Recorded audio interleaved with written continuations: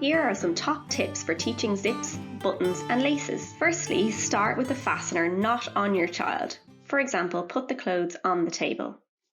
But make sure to practice the skills with the correct orientation, so face the garment the way it would be when it is on your child. Practice with large buttons or zips before smaller ones. Sit beside your child when demonstrating so they can copy your movements rather than mirror them. Pick a time to practice that works as well for you and your child. Accommodate your child's learning style and think visuals. Remember task analysis when encouraging your child to learn how to do their zip. What part of the task is your child not able to do? Use backward chaining. Practice at a quiet time of day. Use visuals and make sure the garment is appropriate to enable your child to achieve success. On the next slide, I will discuss some options that can make zipping easier. You can adapt your child's zip by adding a key ring to add a pull for easy grabbing. There are many available online. Use a sticker or a marker to show where to place your hands. Think about the colour of the zip. Is it a black zip on a black lining? And would this be more difficult for your child to see? Remember, use consistent prompts.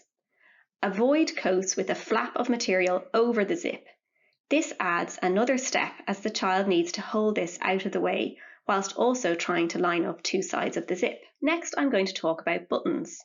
Firstly, we will start with unfastening, as this is generally considered easier than fastening. But remember to complete your task analysis first so you can see where the skill is breaking down for your child. Start with large buttons and gradually move to smaller buttons. Practice on the table first. Remember to orientate the clothes in the direction they would be when on the body. Iron the button eyelets so the fabric is stiffer to hold on to.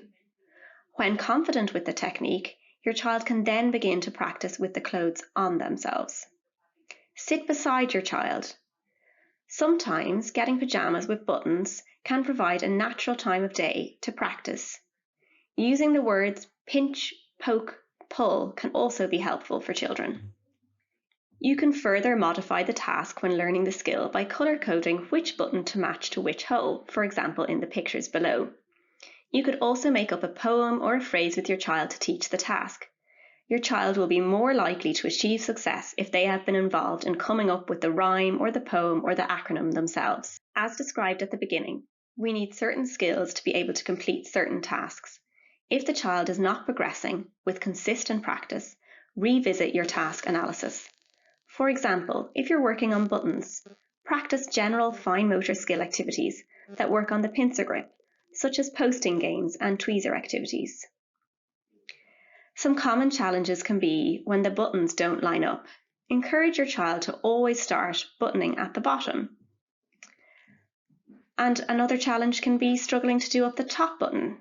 Encourage your child to use a mirror.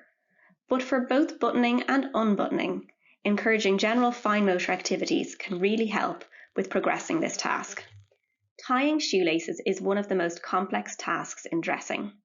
We have included a list of helpful YouTube videos at the end of this presentation that your child may enjoy watching. Other tips can be using different coloured laces at the beginning, or if your child gets confused with which one to hold. If your child has difficulty holding the loop too far away from the knot, mark the two spots he or she should hold with a permanent marker, pen, or nail polish. Consider various shoelace alternatives. There are many available on the market. Make sure to sit next to your child and not opposite. Trial alternative methods such as tucking the lace back in for two larger loops. Remember here that consistency is key and choose one person to teach your child this skill.